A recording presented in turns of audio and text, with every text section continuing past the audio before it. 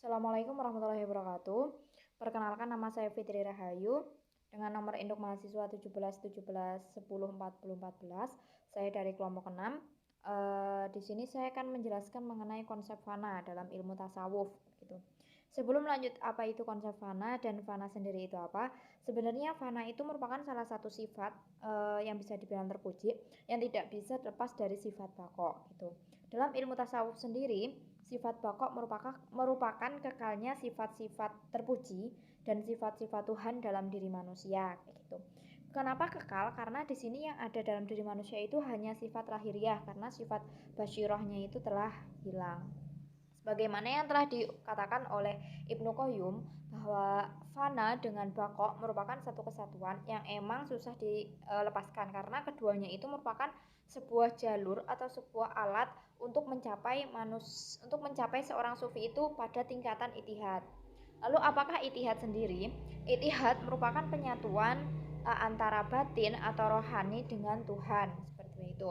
Nah, itihad sendiri itu merupakan tujuan utama seorang sufi. Nah, tetapi dalam menuju tujuan utama itu harus melewati atau melalui al-fana sama al-baqa. Dalam segi bahasa, al-fana merupakan hilangnya wujud. Berbeda dengan al-fasad. Yang al-fasad berarti adalah rusaknya sesuatu. Nah, dalam al-fana itu berupa tidak nampaknya sesuatu, sedangkan al-fasad itu udah berubah. Jadi dari bentuk awalnya udah berubah ke bentuk yang baru, bagaimana gitu. Terus dari kalangan sufi mengatakan bahwa al-fana itu merupakan kehilangan kesadaran atas dirinya sendiri gitu. Ada pendapat lain juga yang mengatakan bahwa al-fana itu merupakan pergantian antara sifat-sifat kemanusiaan menuju sifat-sifat ketuhanan atau hilangnya sifat-sifat yang tercela. Jadi yang ada pada diri seseorang itu, terutama orang-orang sufi, itu hanyalah sifat-sifat yang terpuji. Nah, seorang sufi bisa mencapai fana itu apabila wujud jasmaniahnya itu udah tidak ada. Maksud tidak ada di sini itu udah tidak disadari lagi. Karena yang ada yang mereka lakukan itu hanya sifat-sifat terpuji yang itu emang dari fitrahnya manusia kayak gitu. Terus yang ada itu hanya wujud rohani yang bersatu dengan Tuhan secara rohaniah. Nah, jadi al-fana itu bisa dikatakan bahwa di mana keadaan seseorang hanya menyadari kehadirat Tuhan dalam dirinya dan terlihat sebagai alat atau jembatan atau makom menuju itihad. Jadi al-fana itu merupakan sebuah alat di mana seseorang itu bisa mencapai Tuhannya atau bisa mencapai sebuah itihad kayak gitu. Nah, untuk selanjutnya yaitu pembagian dari al-fana sendiri yang nanti akan terbagi menjadi 10 jenis al-fana yang akan disampaikan oleh teman saya. Mungkin itu dari saya. Selanjutnya akan dilanjutkan oleh Ena Nesiana. Ya, Assalamualaikum warahmatullahi wabarakatuh. Perkenalkan, nama saya Enenesiana, NIM 1717104013 dari 6 PMIA. Ya, di sini saya akan melanjutkan menjelaskan materi tentang fana, yaitu tentang pembagian fana. Sebelumnya saya akan menjelaskan kembali pengertian dari fana. Ya, fana merupakan keadaan di mana seseorang hanya menyadari kehadiran Tuhan dalam dirinya, dan kelihatannya lebih merupakan alat atau jembatan maupun makom menuju itihad, yaitu penyatuan rohani dengan Tuhan, atau di sini kita dengan Allah Subhanahu wa taala. Ya, kita lanjutkan tentang pembagian fana ya. Pembagian dari kategori fana sendiri itu terbagi menjadi beberapa bagian. Yang pertama adalah fana fi Allah. Merupakan tahap terakhir dalam perjalanan kembali menuju Allah. Sang pencipta, wujud sang pencipta itu terserap ke dalam wujud sang kekasih. Selanjutnya adalah fana fi mursyid. Merupakan kejadian yang terjadi ketika ajaran Nabi Muhammad SAW yang diberikan kepada mursyid atau syekh masuk ke dalam hati sang murid dan terhujam secara kuat, di mana sang murid itu akan menyerap seluruh ajaran tersebut secara terus-menerus dan merenungkannya serta mengingat Allah. Yang ketiga adalah fana fi rasul. Pada tahap ini seseorang murid itu diliputi dengan rasa cinta yang meluap-luap kepada Nabi Muhammad SAW. Cintanya itu lebih besar kepada Nabi Muhammad daripada ke segala sesuatu yang telah ia alami hingga saat ini. Nabi atau bisa dikatakan Nabi lebih dicintai ketimbang dirinya sendiri. Kemudian yang keempat adalah fana fi tauhid. Untuk fana fi tauhid yaitu kehilangan kesadaran tentang dirinya karena realitas dalam hidupnya,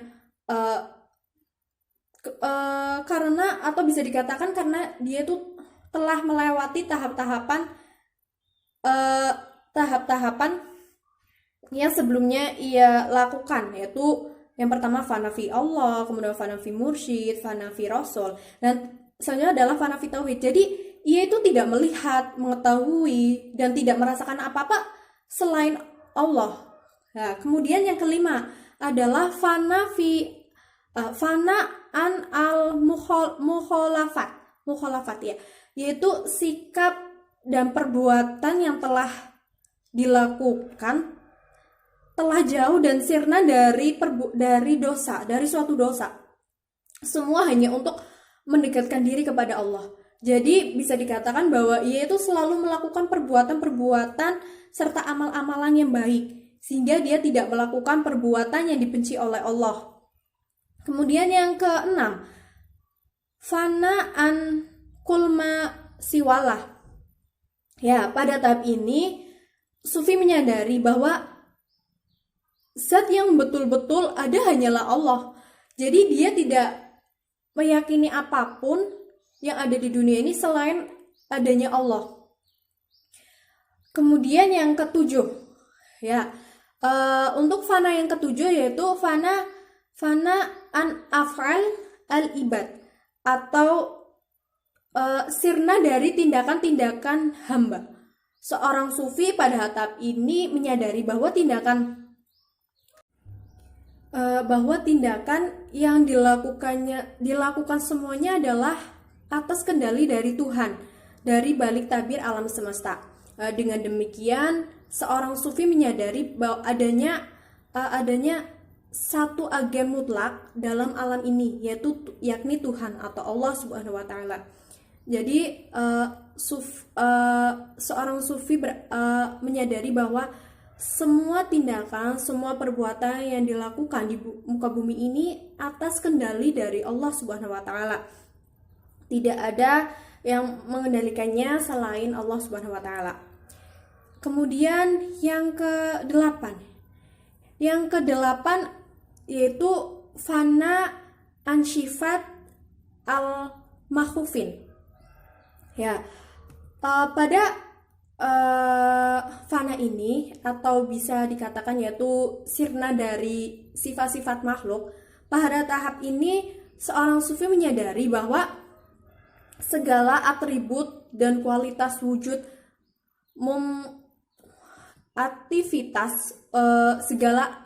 segala atribut dan kualitas wujud mungkin atau kontingen tidak lain adalah milik Allah. Jadi semua atribut ataupun wujud itu semua tidak lain adalah hanya milik Allah. Dalam tahap ini seorang sufi menyadari bahwa segala sesuatu dengan kesadaran ketuhanan, ia melihat dengan penglihatan Tuhan, mendengar dengan pendengaran Tuhan, dan seterusnya. Atau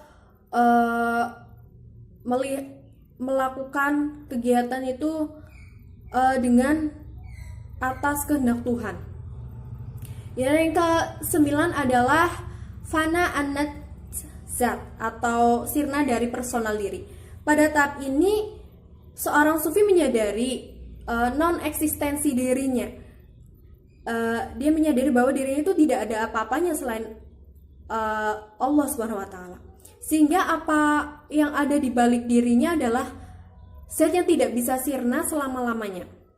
Sehingga apa yang ada di balik dirinya adalah saya tidak bisa sirna selama-lamanya. Karena pada tahap ini seorang menyadari bahwa tidak ada eksistensinya, non eksistensi dirinya. Hanya Allah yang mempunyai eksistensi. Yang terakhir adalah fana an kul masiwala, yaitu sirna dari segenap alam. Seorang sufi menyadari bahwa bahwa segenap alam yang ada pada hakikatnya hanya khayal. Adapun yang benar-benar ada hanya realitas yang mendasari fenomena. Ya, jadi pembagian dari fana itu sendiri ada 10. Yaitu ada yang pertama fana fi Allah, kemudian fana fi mursyid, fana fi rasul, yang keempat adalah fana fi tauhid, kelima ada fana an al muhafalat, yang keenam ada fana an kul masiwalah, dan yang ketujuh adalah fana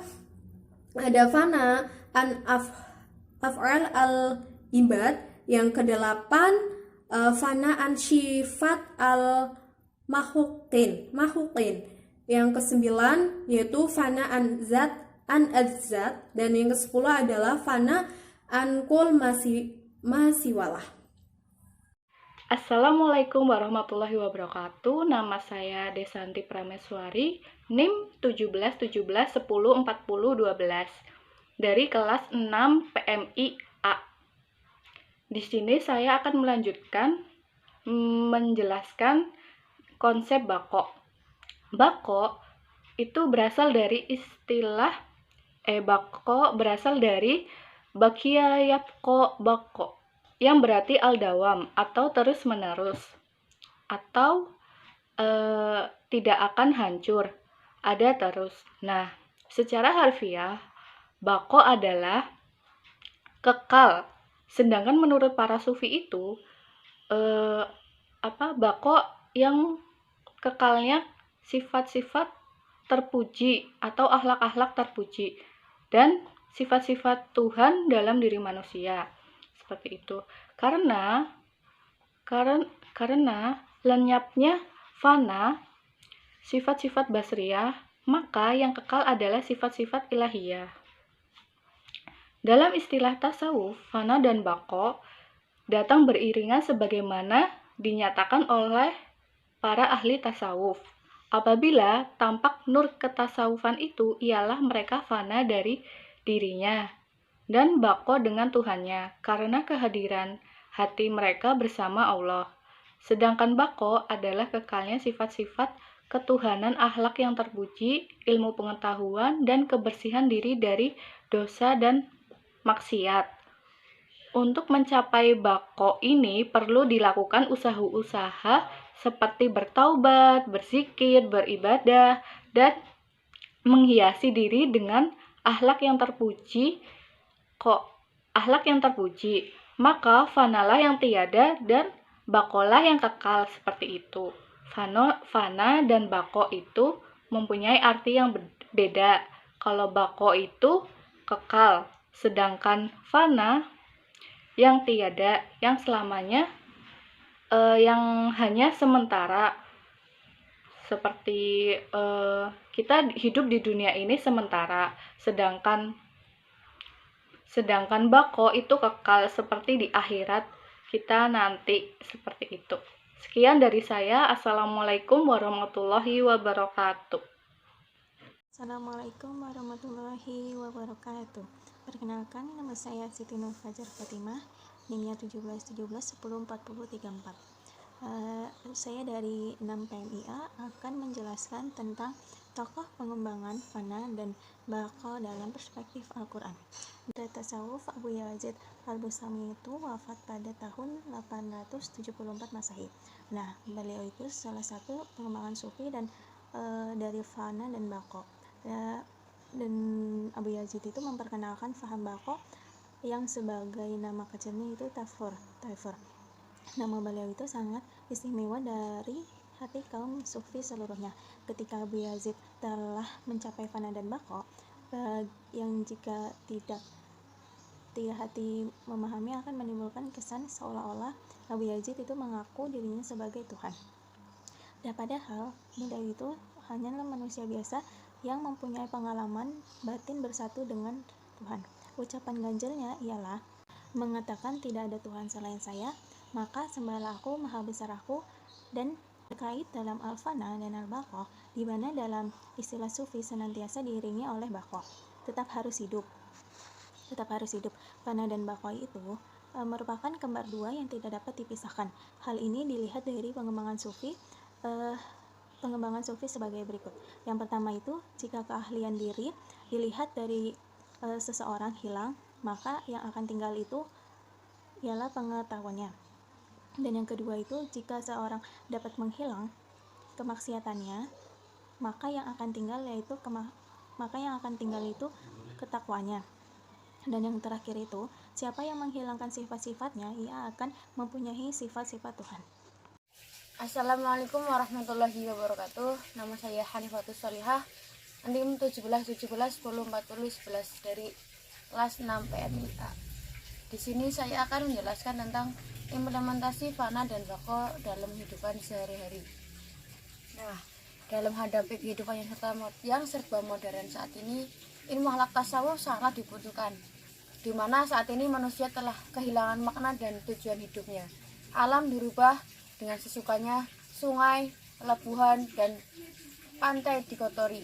Banyak perpecahan dalam keluarga, tradisi, bahkan iman setiap manusia ikut pelan-pelan berubah dari etika hidup mereka. Dari uraian di atas, implementasi ilmu akhlak tasawuf, terutama fana dan baqo, sangatlah dibutuhkan. Dengan mengakui transformasi pemahaman tasawuf, bukan hanya makomat dan ahwal, tetapi memodifikasi tasawuf sehingga kehidupan akan menjadi dinamis dan terbuka, sehingga dapat mudah dalam dicerna oleh manusia modern dengan kecerdasan spiritual untuk mendekatkan diri kepada Allah SWT.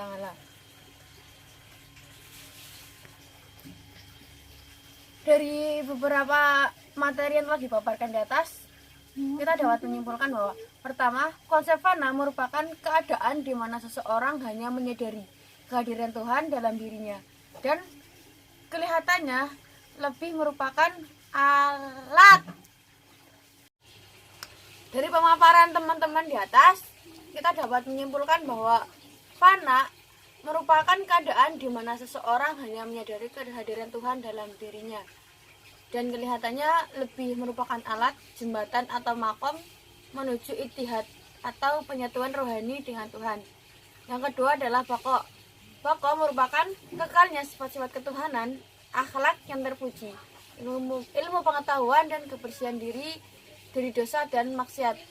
Tokoh yang mengembangkan fana dan baqo adalah Abu Yazid al-Bustami. Pembagian konsep fana terbagi menjadi 10, yang diantaranya adalah fana fi Allah, fana fi mursyid, fana fi rasul, dan lain-lainnya.